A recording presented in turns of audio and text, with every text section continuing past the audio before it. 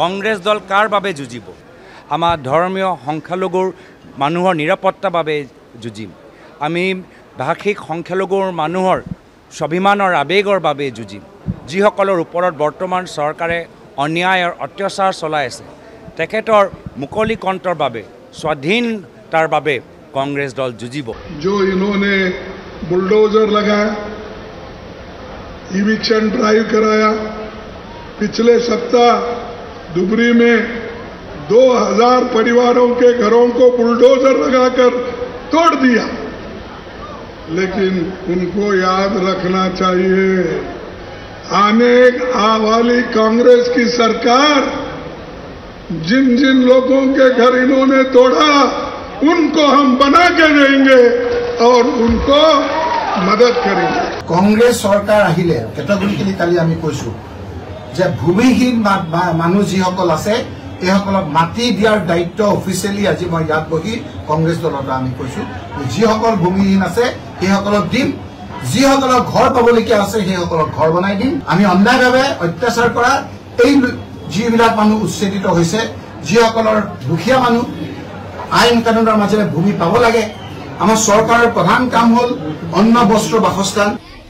মাটিটো যেনে তেনে লমে আৰু নোৱাৰিলে আপোনালোকক লগত লৈ ক'ৰবাত দখল কৰিবলৈ মাটিটো যেনে তেনে লমে আৰু নোৱাৰিলে আপোনালোকক লগত লৈ ক'ৰবাত দখল কৰিবলৈ। এতিয়া মিয়াসকলৰ বাবে কোন আটাইতকৈ আপোন তাৰ প্ৰতিযোগিতাত নামিছে বিৰোধী। আৰু ভাৰতীয় জনতা পাৰ্টিয়ে যিসকল খিলঞ্জীয়াৰ মাটি ভেটি মিয়াই দখল কৰিছে সেই মিয়াসকলক উচ্ছেদ কৰাৰ কাৰণে আমি নামি পৰিছোঁ।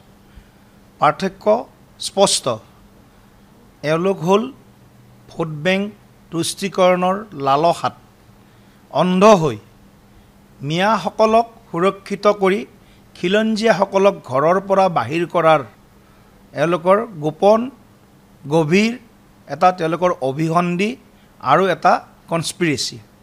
তাৰ বিপৰীতে মুখ্যমন্ত্ৰী ডক্টৰ হিমন্ত বিশ্ব শৰ্মা ডাঙৰীয়াৰ নেতৃত্বত ভাৰতীয় জনতা পাৰ্টীয়ে কোনো মিয়াক যিসকলে আমাৰ মাটি ভেটি অবৈধভাৱে দখল কৰি আছে সেইসকলক উচ্ছেদ কৰিম আৰু উচ্ছেদ অভিযান আমি চলাই থাকিম। এই মিয়া প্ৰেমীসকলৰ প্ৰকৃত চেহেৰা ৰাইজে ইতিমধ্যে দেখিছে আৰু সময়ত দেখিবলৈ পাব।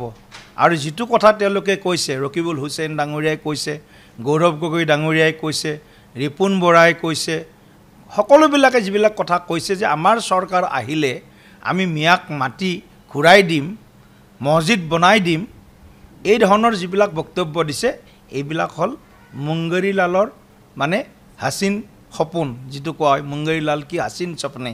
তো এওঁলোকক আমি আমাৰ শেষ বিন্দু 23 টকালৈকে যাক উচ্ছেদ কৰিছোঁ সেইসকলক আমি সেই স্থানত যাব দিয়াৰতো প্ৰশ্নই নাই। আমি বৰঞ্চ আৰু য'ত য'ত উচ্ছেদ চলাই আছে তেওঁলোকে য'ত তেওঁলোকে মাটি দখল কৰি আছে সেইবিলাককো আমি উচ্ছেদ কৰিম। আমাৰ প্ৰতিযোগিতা চলিছে যে মিয়াৰ ভোটটো কোনে পাব, কেৱল ভোট বেংকৰ তাৰণা। কোনো যদি মিয়া মুছলমানৰ কথা চিন্তা কৰিলেহেঁতেন আজিৰ মিয়া মুছলমান ইমান পিছ পৰি থাকিব নালাগিলেহেঁতেন। মিয়া মুছলমান শিক্ষা দীক্ষাৰ পৰা স্বাস্থ্য সেৱাৰ পৰা আৰম্ভ কৰি সকলো ক্ষেত্ৰত মিয়া মুছলমানক যদি আটাইতকৈ ভয়ংকৰ শোষণ কৰিছে কংগ্ৰেছ দলে শোষণ কৰিছে। গতিকে কংগ্ৰেছ দল মিয়া মুছলমানৰ আৰ্থিক দৈন্যতাৰ বাবে আৰু সকলো ক্ষেত্ৰত পিছ পৰি যে আছে তাৰ বাবে দায়ী হ'ল একমাত্ৰ কংগ্ৰেছ দল। গৌৰৱ গগৈয়ে মিয়াসকলৰ ওচৰত গৈ ক্ষমা খুজিব লাগে আচলতে।